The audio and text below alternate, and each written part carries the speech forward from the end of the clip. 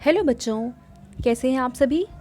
चलिए इस वीडियो में हम समझेंगे कक्षा 2 की वर्कशीट नंबर 47 जो कि 16 अगस्त 2021 की वर्कशीट है और आज का विषय है हिंदी। यहाँ आप अपना नाम लिखेंगे और यहाँ आप अपने टीचर का नाम लिखेंगे। तो चलिए हम अपनी वर्कशीट स्टार्ट करते हैं। नमस्ते प्यारे बच्चों, आशा करते हैं कि आप सभी स्वस्थ और खुश होंगे। बच्चों, क्या आपने देखा कि आजकल बहुत सी पतंगें आसमान में उड़ती हुई दिखाई देती हैं? ऐसा इसलिए क्योंकि भारतवासी पतंग उड़ाकर आज़ादी का पर्व मनाते हैं जो हर साल 15 अगस्त को मनाया जाता है।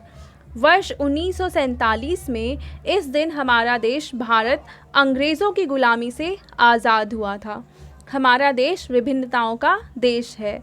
यहाँ सभी धर्म के लोग आपस में मिलजुल कर रहते हैं हुए एकता और अखंडता का संदेश देते हैं।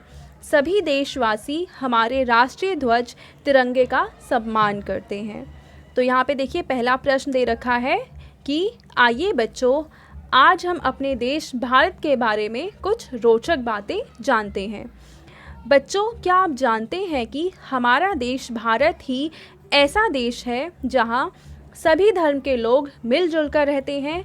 तभी तो हम गाते हैं हिंदू मुस्लिम सिख ईसाई आपस में सब भाई भाई। हमारा राष्ट्रीय ध्वज केसरिया सफ़ेद और हरे रंग से मिलकर बना होता है। देखिए ऊपर है केसरिया, बीच में है सफ़ेद और नीचे है हरा रंग। बीच के सफ़ेद रंग में एक चक्र भी होता है। देखिए ये रहा ये चक्र, जिसे हम अशोक चक्र के नाम से जानते हैं, जो नीले रंग का होता है। यानी इस चक्र में जो पट्टियाँ बनी हुई हैं ये नीले रंग की बनी होती हैं।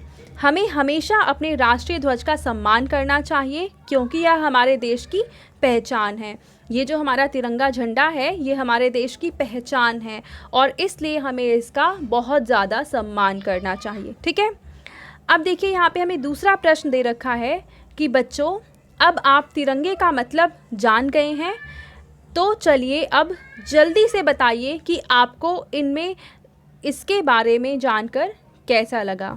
आइए अब नीचे दिए गए तिरंगे और पतंग के चित्र में सुंदर रंग भरिए।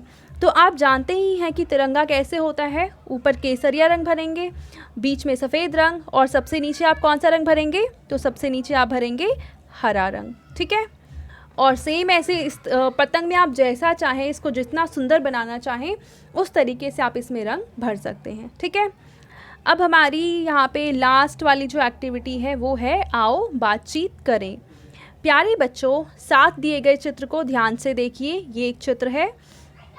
आपको क्या लगता है कि चित्र में दिख रहे खरगोश और आदमी क्या बातें कर रहे होंगे? अनुमान लगाकर उनके संवाद यानी बातचीत को ज़ोर ज़ोर से बोलिए और अपनी कॉपी में लिखिए। तो यहाँ पे देखिए कौन कौन है। यहाँ पे एक है खरगोश और एक है आदमी। तो यहाँ पे खरगोश और आदमी के बीच में कुछ बात हो रही है। वो क्या बात हो रही है आपको वही यहाँ पे लिखना है। तो चलिए मैं जो समझ पा रही हूँ मैं वो वहाँ पे लिखती हूँ। आपको जो समझ में आ रहा है आप वो लिख सकते हैं या जो मैं लिख रही हूँ आप वो भी लिख सकते हैं। तो देखिए यहाँ पे क्या लिखा हुआ है। तो यहाँ पे देखिए आदमी बोलता है खरगोश से कि तुम मेरे खेत में क्या कर रहे हो? तो खरगोश बोलता है मैं तो यहाँ घूमने आया था। तो ये है संवाद इस आदमी और खरगोश के बीच में। अगर आप कुछ दूसरा संवाद लिखना चाहें तो आप वो भी लिख सकते हैं। यहाँ पे देखिए अब आपके पेरेंट्स के लिए सजेशन है कि बच्चों को बताइए कि पतंगबाजी भी एक प्रकार का खेल है। इसे प्रतियोगिता की तरह भी खेलते हैं जिसमें बहुत ही मज़ा आता है।